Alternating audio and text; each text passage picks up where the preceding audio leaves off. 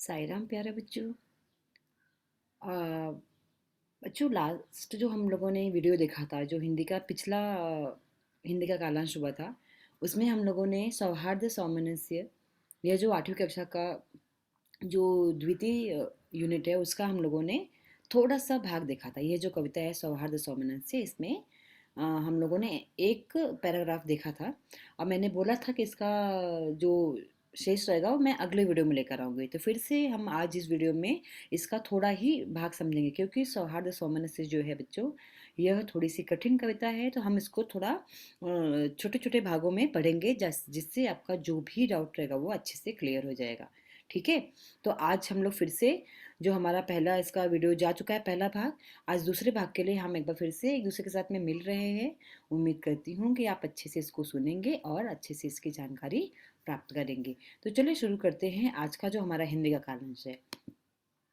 देखिए, मैंने आपको इसके पहले जो है इसके एक पूरा पैराग्राफ जो था वो पढ़ा चुकी हूँ मैं।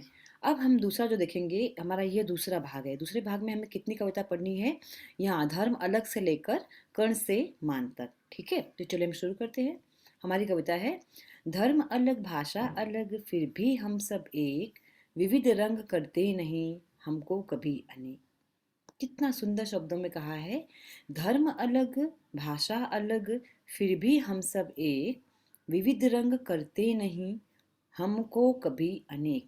यहाँ पे बोला कि हम भले हमारा धर्म अलग है, हमारी भाषाएं अलग है, फिर भी कहीं ना कहीं हम सब मिलजुल कर एक दूसरे के साथ में एक ही है। सॉरी। और जो हमारे साथ में जो विविध रंग हम लोग जिसका उपयोग करते हैं, वे रंग भी हमें कभी अनेक नहीं कर पाते, हमें कभी जुदा नहीं कर पाते हैं। इसलिए क्योंकि हम लोग जो मन से एक दूसरे के साथ में जुड़े हुए हैं, और यही कारण है कि सब कुछ अलग होते हुए भी एट द एंडिंग हम सब कैसे हैं? हम एक दूसरे के साथ हैं, हम एक हैं। ठीक है। जो भी करता प्यार वो पा लेता है प्यार, प्यार नगद का काम है रहता नहीं उधार। बहुत सुंदर लाइन फिर से बोली गई है कि जो भी प्यार करता है दूसरों से, उसे प्यार ही मिलता है, उसे नफरत नहीं मिलती है कभी। और प्यार नगद का काम है रहता नहीं उधार, ये जो है ना, प्यार नगद का काम है। आपको नगद यहाँ पे दिया हुआ है, इसका मतलब होता है कि जैसे हम मार्केट में जाते हैं ना कोई चीज़ खरीदने के लिए, तो पैसा दे के खरीदते हैं, बराबर है ना? तो वैसी तरह से प्यार जो है ना, वह नेकी का काम है, नगद का काम है। मतलब आप उससे जोड़ सकते हो कि यह खरीदा जा सकता है, लेकिन इसमें हम कोई उधारी नहीं रखते हैं। हम प्यार एक दूसरे से खरीदते हैं, जैसे मैं प्यार मांगती हूँ तो मैं प्यार देती भी हूँ। इस तरह से हम एक दूसरे के साथ में प्यार खरीद लेते हैं, बांट लेते हैं। लेकिन प्यार जो होता है ना, कभी भी वो उधार नहीं रहता है। पैसा आप खरीदोगे लोगे एक दूसरे से, तो कभी कभी हमसे उधारी हो जाती है ना, लेकिन प्यार कभी भी उधारी भी नहीं रखता है, क्योंकि आप जितना प्यार दोगे आपको उतना प्यार मिलेगा, और आप जितना प्यार लोगे आप कहीं ना कहीं उतना प्यार बांटने के लिए सक्षम हो सकते हो, अगर आपका व्यवहार वैसा रहेगा तो। ठीक है। जर्रे जर्रे में खुदा, कण कण में भगवान। जर्रे जर्रे में खुदा, जर्रा मतलब क्या होता है बच्चों? देखो, आपको शब्दार्थ में इसका मतलब भी दिया है, अत्यंत छोटा कण। पत्थर का जो एकदम छोटा कण होता है उसे हम क्या बोलते हैं? जर्रा। कण कण में भगवान, भगवान पत्थर के हर एक कण में, मतलब हर एक पत्थर में कैसे है? भगवान है। भगवान जो है हर एक पत्थर में है।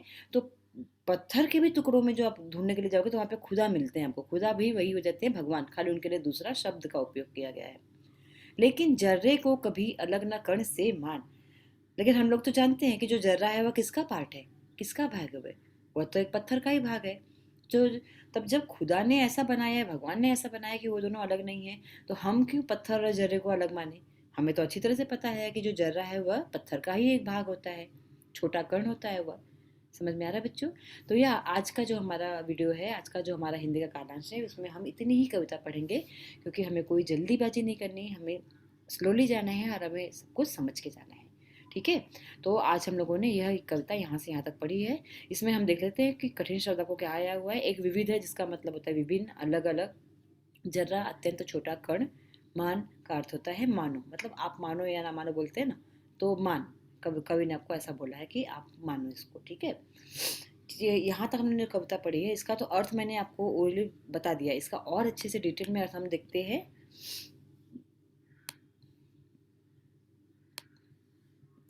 कवि कहते हैं कि हमारे देश में अनेक धर्मों को मानने वाले लोग रहते हैं। साथ ही यहाँ अनगिनत भाषाएं और बोलियां बोली जाती हैं। फिर भी हम सब भारतवासी एक हैं। धर्म की भिन्नता हो या भाषा की या फिर रंग भेद, कोई भी तत्व हमारी एकता को प्रभावित नहीं करता। प्यार वह भावना है जिसका बदला प्यार से ही मिलता है, अर्थात जिससे हम प्यार से व्यवहार करते हैं, प्रत्युत्तर में वह हमें प्यार ही देता है। प्यार के कारण माहौल सुंदर हो जाता है और प्यार पाने वाला व्यक्ति अपने भावनाओं को अभिव्यक्त करते हुए तुरंत प्यार से उसका जवाब देता है। आपको समझ में आ रहा है? देखो यहाँ पे और भी अच्छे शब्दों में बताया हुआ है। तो आई होप सो कि आपका अभी जो भी डाउट रहेगा, ये लाइनें जितनी भी पंक्तियाँ आपने यहाँ पे पढ़ी है ना, वहाँ पर जो भी डाउट आपको आएगा वो सब आपका अभी क्लियर भी हो रहा होगा। फिर से आपको आएगा, कवि कहते हैं कि खुदा इस दुनिया में के जर्रे जर्रे में व्याप्त है, उसी प्रकार भगवान इस जगत के कण कण में व्याप्त हैं। हम मनुष्यों को यह जानना चाहिए कि जर्रा और कण एक दूसरे से अलग नहीं हैं। उसी प्रकार खुदा और भगवान में भी कोई अंतर नहीं है, उन्हें एक दूसरे से अलग नहीं समझना चाहिए। जिस तरह से हम जर्रे और पत्थर को अलग नहीं समझ सकते हैं, उसी तरह से खुदा और भगवान को भी हमें अलग नहीं समझना चाहिए। तो ठीक है बच्चों, यह था हमारा आज का भावार्थ। अब हम देखते हैं कि इसमें प्रश्न उत्तर क्या क्या आ सकता है। तो हम पहले कुछ कृतियां देख लेते हैं। जैसे कृति एक में आपको दिया होगा, कृति पूर्ण कीजिए। इन बातों में अलग होकर भी हम सब एक हैं। पहला क्वेश्चन ये है। दूसरा है, खुदा और भगवान बसता है यहाँ। फिर आपको आता है कि विधानों के सामने सत्य और असत्य लिखिए। विविध रंग करते नहीं हम सबको एक। प्यार नगद का काम है, रहता नहीं उधार। इसका उत्तर देखते हैं बच्चों हम लोग। इन बातों से अलग होकर भी हम सब एक हैं, धर्म और भाषा में।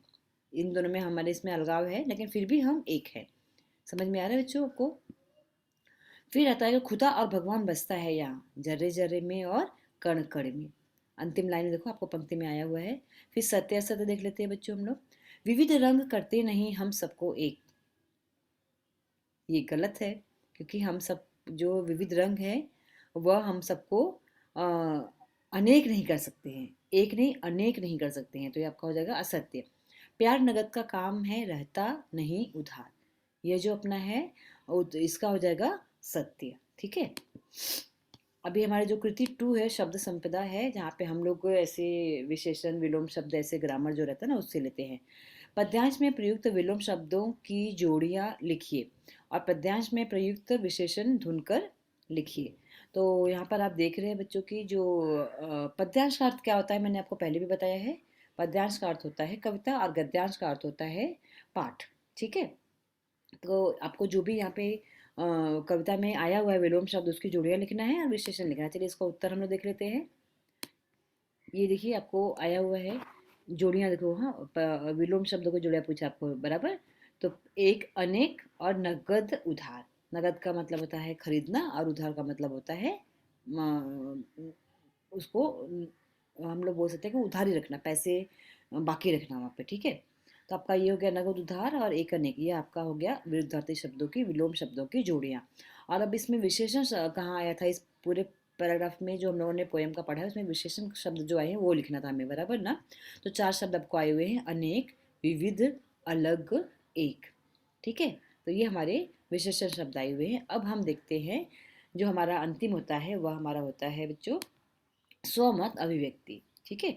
भारत की विविधता में एकता है, इसे स्पष्ट कीजिए। मैंने आपको पिछले वाले कालांश में भी बोला था कि ऐसे आपको जब एग्जाम्स ये सब हो जाएंगे, सब क्लियर हो जाएगा, हमारा नॉर्मल स्कूल चालू हो जाएगा, तो आपको ऐसे स्वमत, आपके विचार, आपके खुद के विचार लिखने के लिए आएंगे, जिसमें आप जितना अच्छा लिखोगे उतने अच्छे आपको मार्क्स मिल सकते हैं। तो इसमें हमें ध्यान देना रहेगा कि जो आपको पूछा जा रहा है ना उससे संबंधित शब्दों का प्रयोग किया जाए। ठीक है। जैसे आपको पूछा कि भारत की विविधता में एकता है, यह बात हम आज से नहीं बहुत समय पहले से पढ़ रहे हैं। तो उसमें उसमें आपकी क्या राय है? पाठ्य पुस्तक पृष्ठ क्रमांक 34 पर ये दिया हुआ है, उसका उत्तर देखिए। हम अपने मन से भी लिख सकते हैं, लेकिन इसका उत्तर यहाँ पे कैसे दिया हुआ है हम देख लेते हैं। भारत विविधता से परिपूर्ण देश है, इसके विभिन्न भागों, निवासियों तथा संस्कृतियों में बहुत अंतर है। कुछ प्रदेश तप्त एवं शुष्क हैं, तप्त मतलब गर्म, शुष्क मतलब नमी जैसा है। और तो कुछ अत्यंत ठंडे, कहीं वर्षा की अधिकता है तो कहीं नितांत अभाव। तमिलनाडु पंजाब और असम के निवासियों को देखकर कोई उन्हें एक ही देश का निवासी नहीं मान सकता। सही बात, अगर आप इन सबके लोगों को साथ में देखोगे तो सब अलग अलग दिखने में लगते हैं। इन सभी विविधताओं के बावजूद संपूर्ण भारत एकता के सूत्र में बंधा है। हमारे राजनीतिक और वैचारिक दृष्टिकोण, दृष्टिकोण का अर्थ होता है बच्चों नजरिया, सोचने का तरीका में एकता है। यहाँ के विभिन्न धार्मिक स्थलों पर सभी भारतीय वासी जाते हैं, सभी प्रांतों में सभी प्रांतों के निवासी रहते हैं और वहीं का भोजन, रहन सहन, भाषा आदि अपना लेते हैं। यहाँ का हर निवासी, चाहे वह किसी भी धर्म, किसी भी जाति, समुदाय या प्रांत का हो, स्वयं को भारत माता की संतान समझता है। भारत माता हमारी माँ है, इस भावना से हमें एकता से सुदृढ़ सूत्र में बांध रखा है। ये देखा आप लोगों ने, बहुत ही सुंदर शब्दों से यहाँ पर व्यक्त किया गया है कि किस तरह से हमारे भारत में विविधता में एकता पाई जा रही है। समझ में आ रहा है बच्चों सबको? तो आज का जो हिंदी का कारांश है बच्चों, इसमें हम इतना ही पढ़ेंगे। फिर बचा जो अंतिम शेष भाग है उसे हम अगले जो वीडियो हमारा रहेगा उसमें हम पढ़ेंगे।